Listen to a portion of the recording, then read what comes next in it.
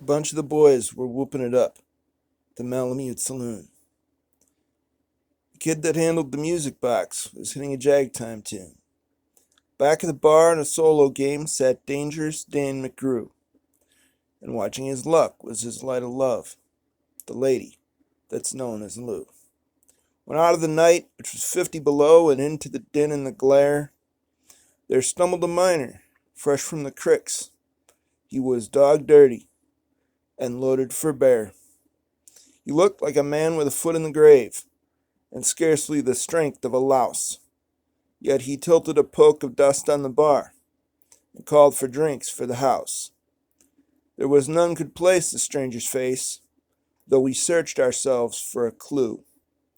But we drank to his health, and the last to drink was Dangerous Dan McGrew. There's men that somehow grip your eyes and hold them hard like a spell, and such was he, though he looked to me like a man who had lived in hell. With a face most hair and the dreary stare of a dog whose day is done, he watered the green stuff in his glass, and the drops fell one by one. Well, I got to figuring who he was, and wondering what he'd do, and I turned my head, and there, watching him, was the lady that's known as Lou. His eyes went rubbering around the room, and he seemed in a kind of a daze, till at last that old piano fell in the way of his wandering gaze.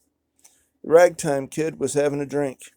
There was no one else on the stool, so the stranger stumbles across the room and flops down there like a fool.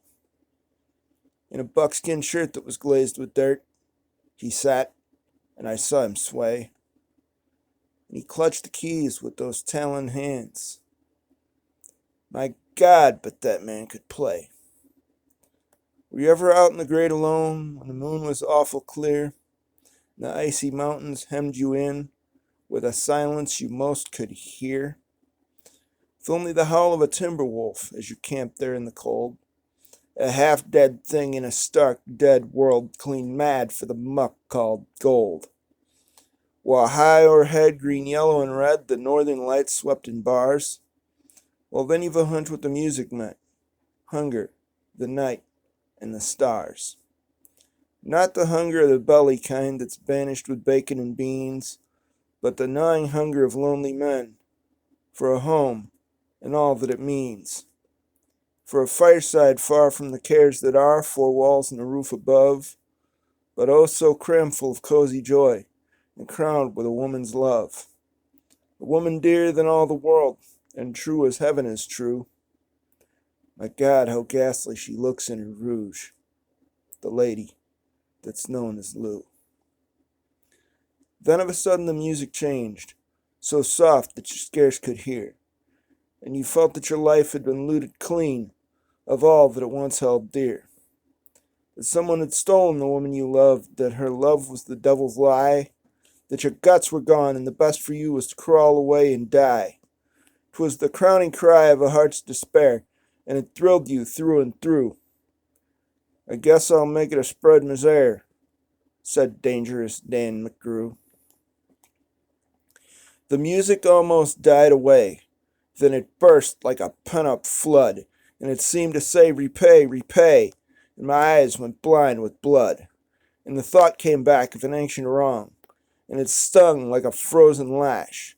And the lust awoke to kill, and the music stopped with a crash.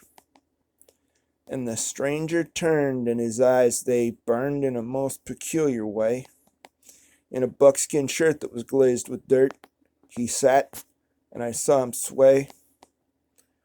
His lips went in a kind of a grin. He spoke, and his voice was calm. And boys, said he, you don't know me. None of you care a damn. But I want to state, and my words are straight, and I'll bet my poke they're true, that one of you is a hound of hell, and that one is Dan McGrew. And I ducked my head, and the lights went out, and two guns blazed in the dark.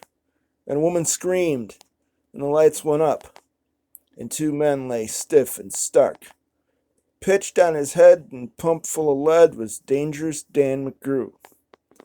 Well, the man from the creeks lay clutched to the breast, of the lady that's known as Lou. These are the simple facts of the case, and I guess I ought to know. They say the stranger was crazed with hooch, and I'm not denying it's so. I'm not so wise as the lawyer guys, but strictly between us two, the woman that kissed him and pinched his poke was the lady that's known as Lou.